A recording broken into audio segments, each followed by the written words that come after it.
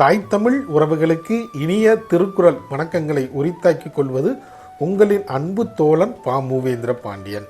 இன்றைய பொழுதில் நாம் பொருட்பாலில் 99வது அதிகாரமாக உள்ள சான்றாண்மை என்ற அதிகார தலைப்பின் கீழ் அமையப்பெற்றுள்ள 984வது திருக்குறளை பற்றி அறிய போகின்றோம். சான்றாண்மை என்பதற்கு நற்குணங்கள் நிறைந்த சான்றோர்கள் என்ற பொருளில் இந்த அதிகாரத்தின் தலைப்பு அமையப்பெற்றுள்ளது. இப்பொழுது நாம் 984வது திருக்குறளுக்கு செல்வோம்.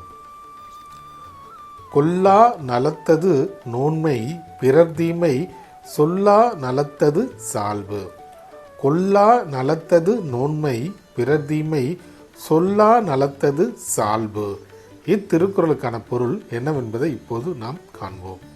பிற உயிர்களை கொல்லாமல் இருப்பது தவமாகும். அதே போன்று பிறரின் குறைகளை சொல்லாமல் இருப்பது நற்பண்பாகும் என்பது இத்திருக்குறளுக்கான பொருளாகும்.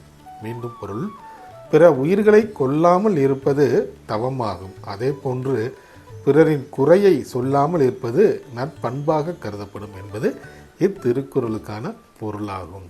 ஆம் தோழர்களே, நாமும் வள்ளுவரின் வழியினை பின்பற்றி வாழ்வில் எப்போதும் வெற்றியை காண்போம். நன்றி, வணக்கம்.